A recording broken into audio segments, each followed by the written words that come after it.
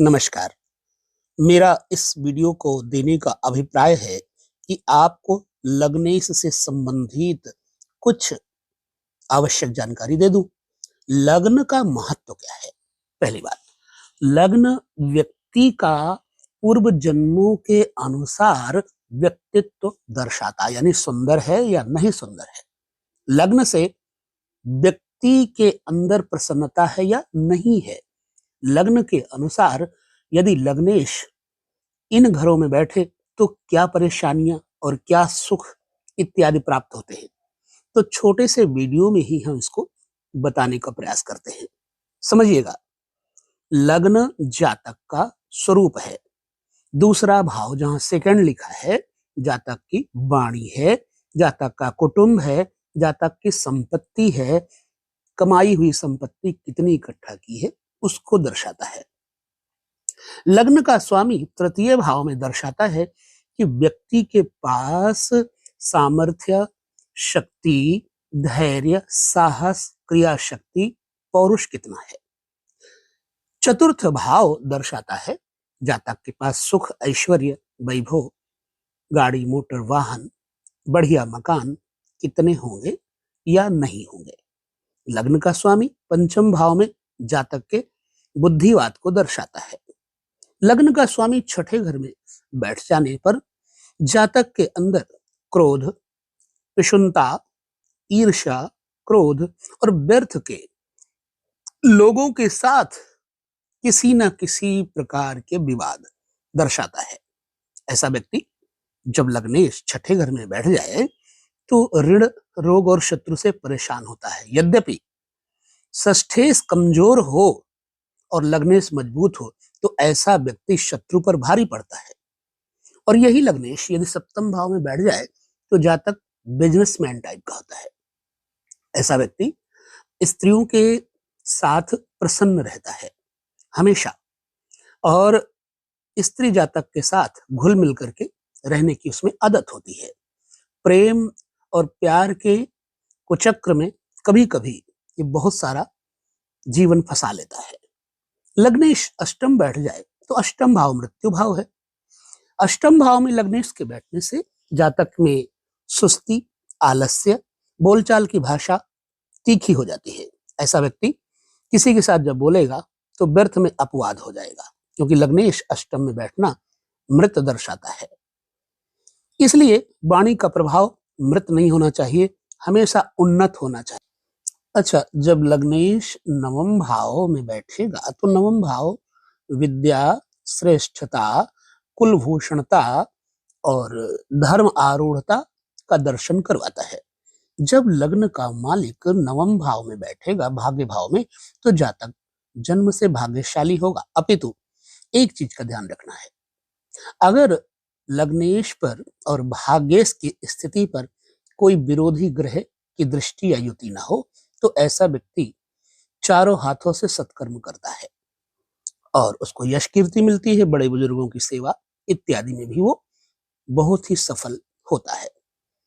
अच्छा, लग्नेश कर्म में बैठ जाए तो ऐसा व्यक्ति कर्मनिष्ठ तो होगा ही, व्यापारी वृत्ति होगी, और खास तौर से इसको शासन सत्ता के अधिकारियों के साथ में बहुत अधिक सफलता प्राप्त होती है। लग्नेश अगर आमदनी के घर में बैठेगा तो व्यक्ति व्यापारी वृत्ति का होगा और संपत्ति अर्जित करेगा। अच्छे मित्रों के साथ उठक बैठक होगी और बड़े भाई बहनों के साथ में इसके विचार, सामर्थ्य, शक्ति बढ़ती जाएगी। अब यहीं पर लग्नेश यदि 12वें घर में बैठ जाए तो 12वां घर क्या है?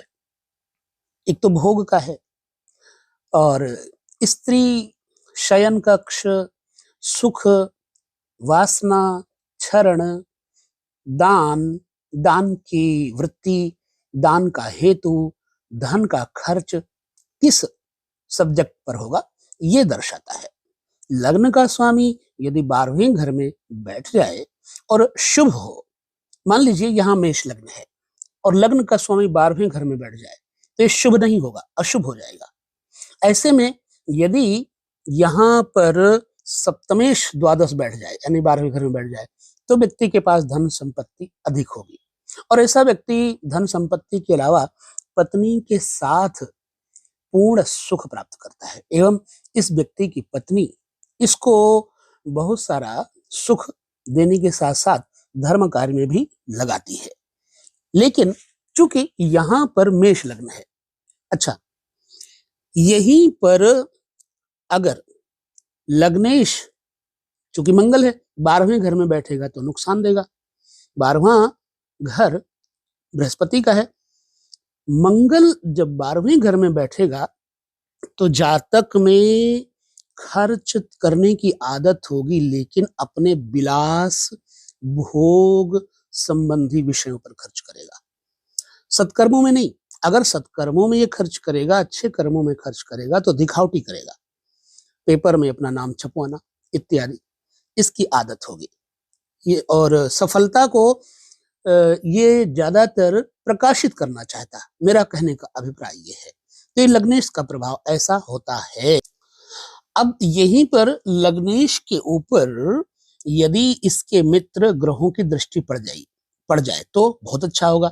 जैसे लग्नेश मंगल है, यहाँ पर लग्नेश के जो मित्र हैं, जैसे सूर्य है मित्र है, बृहस्पति है मित्र है, और इसी प्रकार से जो मित्र ग्रह हैं यदि लग्नेश के साथ जुड़े हों, युति का मतलब होता है एक साथ बैठे हों या फिर दृष्टि डाल रहे हों, तो फिर लग्नेश के अंदर भाग्य की प्रबलता हो जाएगी। अब यहाँ एक बात और हम आपको बता देते हैं, यदि मान लो आपका लग्नेश मंगल है और उस पे पंचमें सूर्य की दृष्टि पड़ रही हो, तो ऐसे में आपकी जन्म कुंडली अगर ऐसी है तो आप एक तो बुद्धिमान होंगे, दूसरा आप अपने संतानों को अच्छी शिक्षा देंगे, तीसरा आप शासन सत्ता से लाभ लेंगे, आप सरकारी नौकरी से, शिक्षा वर्ग से लाभ लेंगे।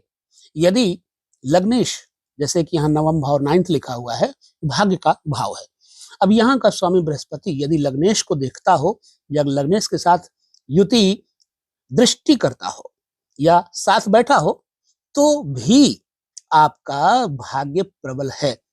यानी लग्न के ऊपर पंचम भाव का स्वामी, नवम भाव का स्वामी देखता हो तो आप भाग्यशाली हैं और आप भोगी तथा सुखी जीवन जिएंगे। अभी बहुत कुछ शेष है, लग्न के साथ जुड़ने हुए जो ग्रह हैं उनका प्रतिफल क्या होगा हम आगे आपको सैद्धांतिक रूप से बताएंगे। अब लग्नेश के ऊपर बना हुआ यह वीडियो आपको कैसा लगा हमें आप जरूर बताएं। तो लेते हैं विदा, पुनः अगले वीडियो में मिलेंगे, तब तक जय श्री कृष्ण।